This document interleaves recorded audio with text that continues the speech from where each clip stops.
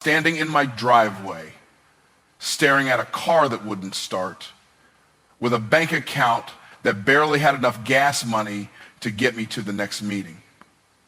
My business was flatlining, my relationships were strained, and every door I knocked on seemed to slam shut before I even got a chance to speak. I thought I had a money problem. I thought I had a client problem. I even thought I had a God problem.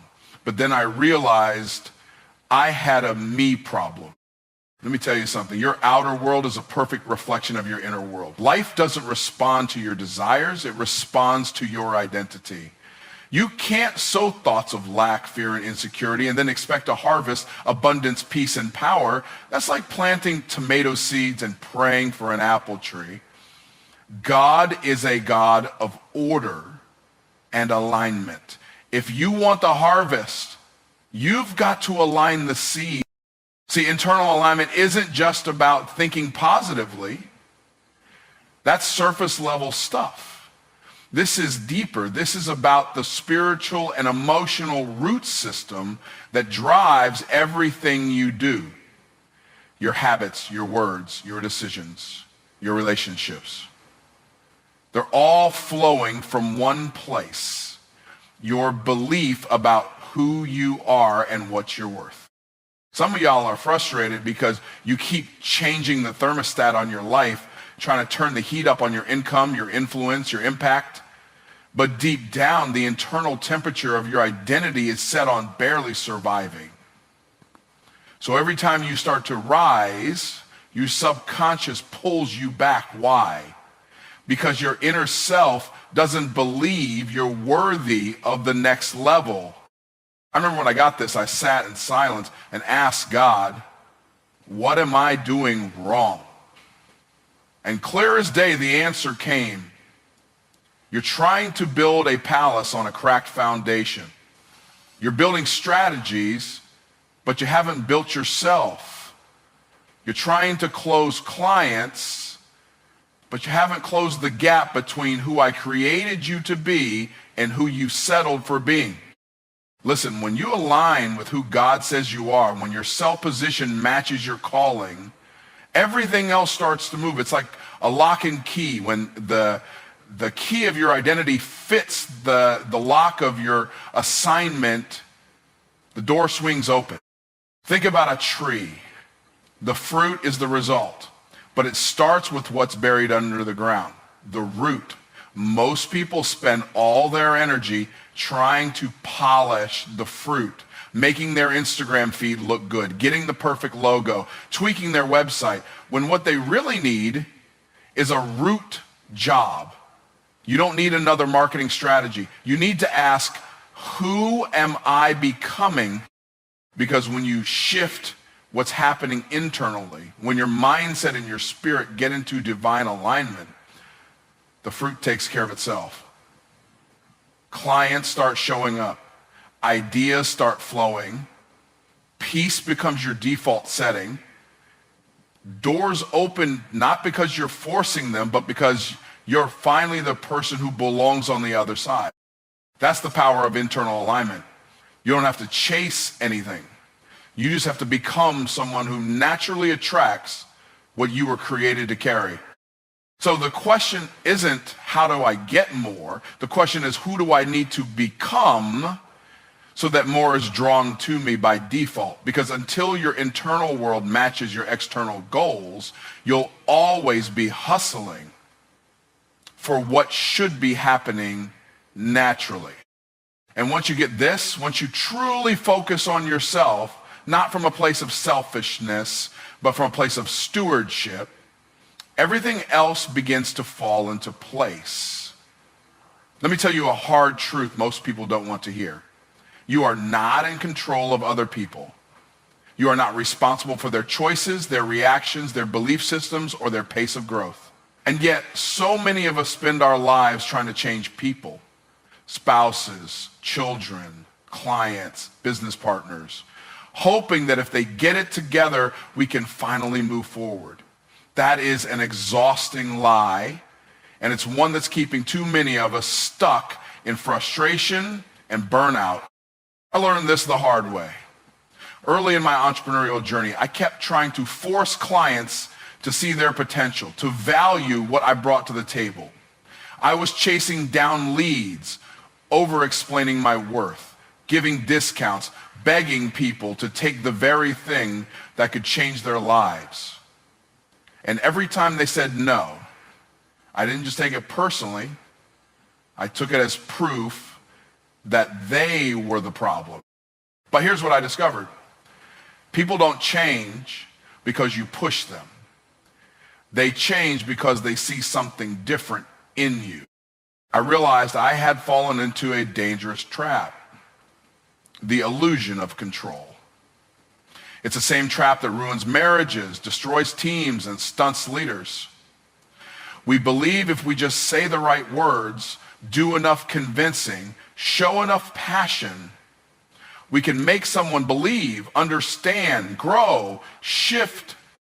But friend, that's not leadership.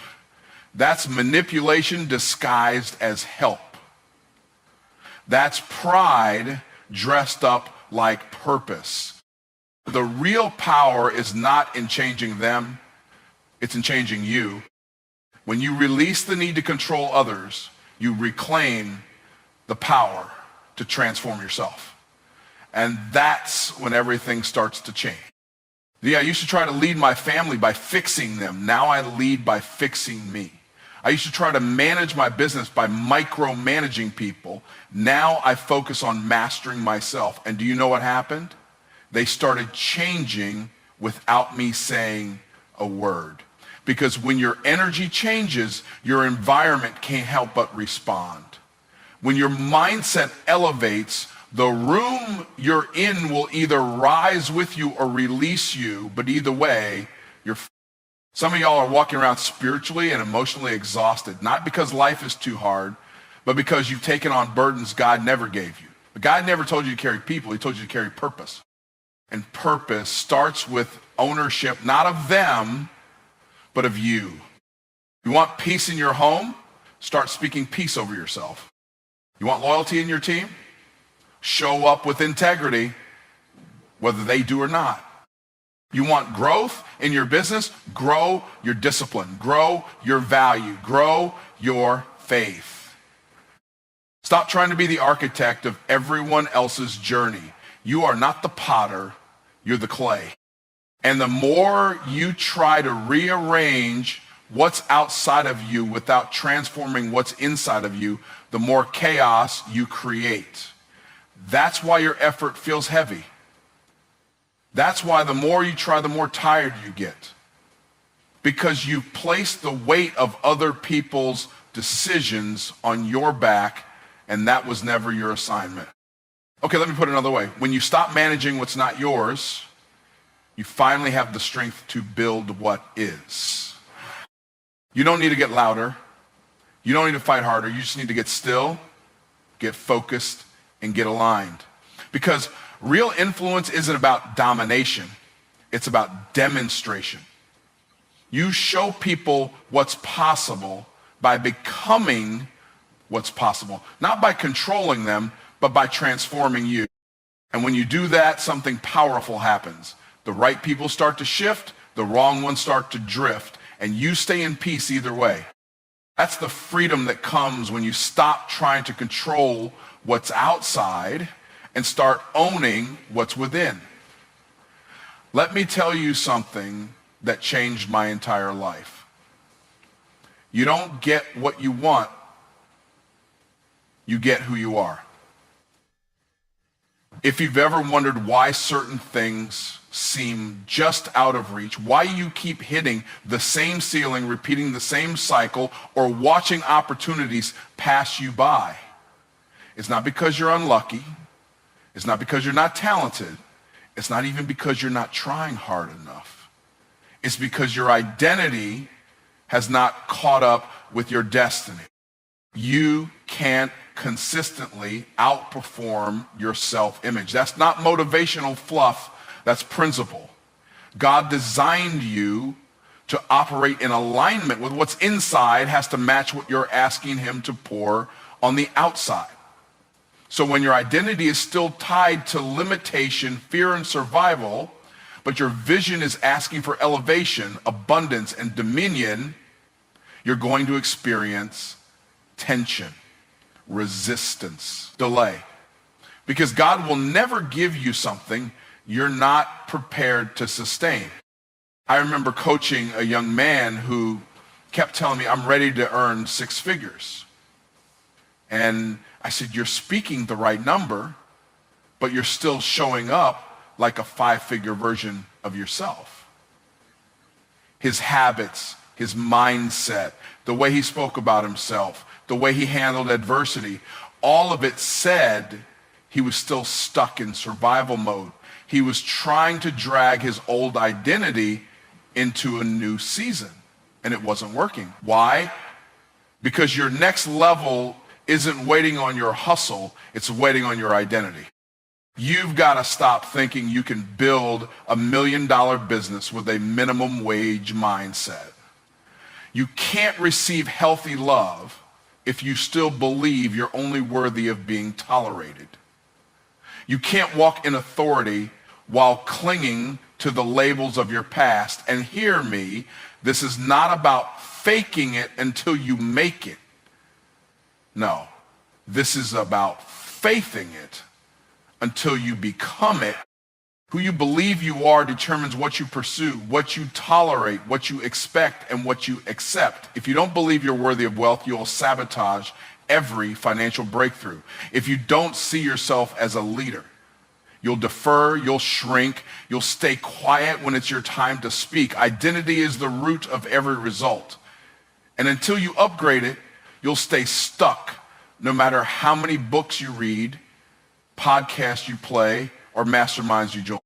I want to ask you, when you wake up in the morning, who do you believe you are?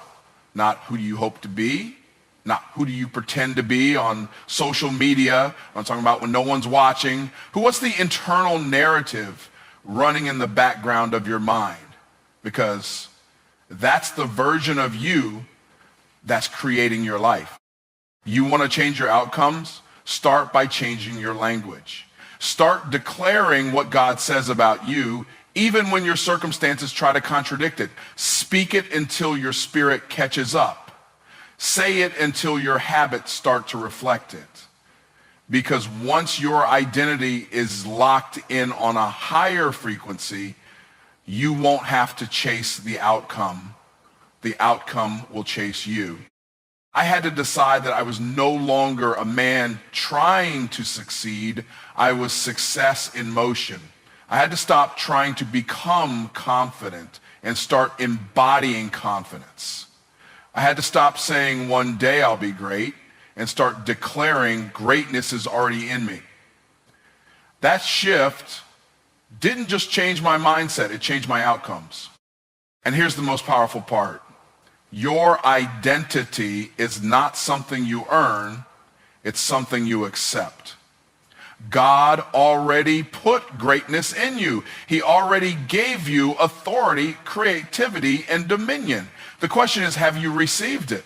Or are you still trying to negotiate with who you used to be? Because the moment you stop trying to deserve a better life and start deciding to become the person who lives it, everything changes. There's a formula that most people overlook because it sounds too simple, but it's one of the most powerful principles I've ever applied to my life.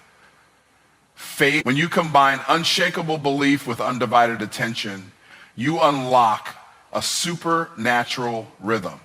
Where doors start opening, connections start forming, and opportunities begin showing up that you never even knew existed. Let me break it down. Faith is not just a feeling. Faith is not wishful thinking. Faith is certainty about what you don't yet see. It's moving as if the promise is already fulfilled. It's taking action before the evidence shows up, and focus. Real focus isn't just about ignoring distractions. It's about locking in so deeply on your God-given assignment that nothing and no one can pull you out of alignment. The problem with most people is they have faith without focus. They believe God has something great for them, but they won't sit down long enough to build it. They keep jumping from idea to idea, distracted by noise, addicted to comparison, chasing shortcuts instead of sowing deep, and then they wonder why nothing's working. On the other hand, some people have focus without faith. They're grinding hard, doing all the things, emails, funnels, content, sales calls, but deep down, they don't believe they're actually worthy of the blessing. They don't believe they're favored. So their actions are laced with anxiety and fear. They work like orphans instead of sons and daughters. And let me tell you something. That's not kingdom living. But when you combine both, when you focus your energy and discipline and back it with the bold, unshakable belief that God has already gone before you, something miraculous happens. That's when you step into favor. And favor is not fair. It doesn't follow the rules of logic or timing. Favor can take what would have taken you 10 years in the natural and collapse it into 10 months. Favor will get you in rooms your resume doesn't qualify you for. Favor will connect you with people you didn't even know existed, and suddenly they're calling your name, opening doors, offering platforms, not because you campaigned, but because you were focused and faithful. I remember one season in my life when I decided I was done being halfway in. I made a decision. I was going to get laser focused on the assignment God gave me. I stopped multitasking my calling. I cut off every distraction that wasn't serving my direction. And I believed, really believed, that God was bringing the increase. Do you know what happened? Within months, things started accelerating. Clients started showing up out of nowhere. Partnerships I couldn't have orchestrated on my best day started forming. Resources came. Visibility increased. Why? Not because I was trying to go viral, but because I was finally in position for favor to find me. Let me be clear. Favor is not earned. It's not something you hustle for. Favor is attracted to obedience.